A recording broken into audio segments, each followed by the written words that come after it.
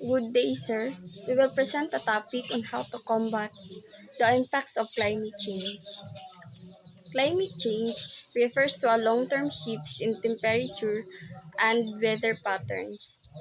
These shifts may be natural, but since in 1800s, human activities have been the main driver of climate change, primarily due to burning of fossil fuels like coal, oil, and gas, which produces heat-trapping gases. Climate change is complex and can be overwhelmed. While real solution will require action on a global scale, you can make a small changes in your day-to-day life to lower your impacts on environment.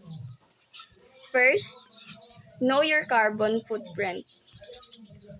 A carbon footprint is the total amount of greenhouse gas emissions that come from the production, use of, and end of life of a production of or service.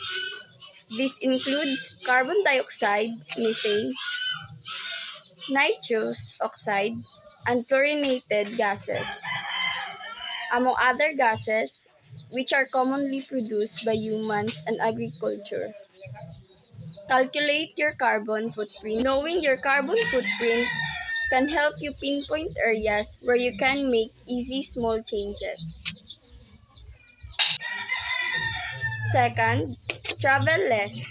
2020 was the year of many life changes, including traveling a lot less because of the global pandemic. Road travel was 19% lower in 2020 than in 2029, and air travel fell by 68% in 2020. Even though the CO2 change cannot readily be observed, changes in the concentrations of air pollutants can be used to test the veracity of the bottom-up emission reduction estimate. A decline in NO2 has been observed globally and in several countries and cities, as well as a decline in CO2 emissions. We need to keep this trend going. Travel will always be necessary, but here are few ways to lower your environment impacts.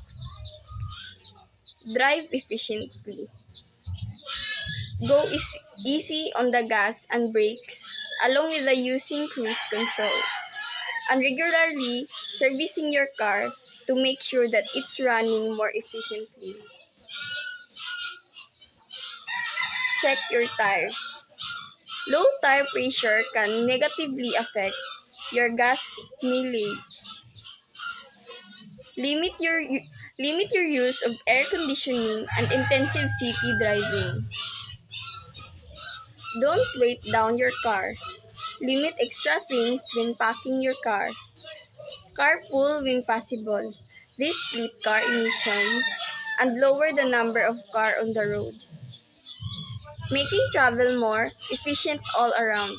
Fly less if possible. Eat less meat and focus on sustainably grown meat. Food systems are complicated, but cutting down on meat, in particular red meat, is better for the environment.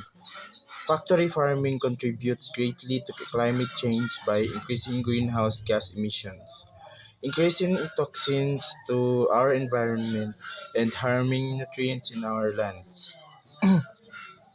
Swap out a few heavy meals for vegetarian or vegan recipes to help significantly reduce your environmental impact, along with paying attention to where your meat is coming from.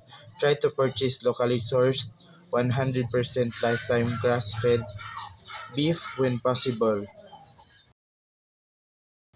Create less waste on average. Americans waste around 40% of the food that they buy. To lower your food waste and save money, you can stock off your fridge regularly, create a grocery list beforehand, and stick to it while shopping so you don't overbuy or purchase things you don't need. Be wary of bulk. It may seem like a good deal, but you may not end up eating it all before it goes bad. Plan out your meals. Don't cook more than you can eat and adapt recipes to your needs. Get creative and reuse leftovers instead of tossing them. Freeze your food if you are not using them soon. This extends the life of your food.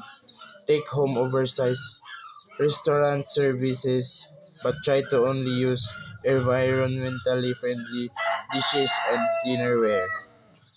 Small changes start at home. American homes on average distribute energy as 20% of energy to heat, 13% to hot water, 11% to cooling, and the remaining on appliances. Making small changes can make a big difference. Keep the temperature stable in your room. Turn down the heat, use a programmable or smart thermostat if you can, and keep blinds closed. Turn down your water heater to 120 degrees. Remember that what your parents told you, turn off lights and appliances when you are not using them. Unplug if possible to reduce even more energy. Stream movies through a smart TV, not your game console. Consoles use about 10 times more electricity since they are not optimized to play films. Use a lot more Desktops use a lot more and use a constant source of electricity. Replace lights with LED lights since they use up to 85% less energy and last up to 25% longer. Pay attention to your fridge temperatures. The US Department of Waste of Energy recommends around 35 to 38 degrees for the fridge and 0 degrees for freezers. Replace old fridges if possible too. This will save you money and help your carbon footprint. Seal your Seal your home well and insulate it to keep temperatures stable. If you have an older home, be sure to re-insulate your home since many use degradable insulation. For example, before 1940s, many homes used sawdust and newspaper for insulation.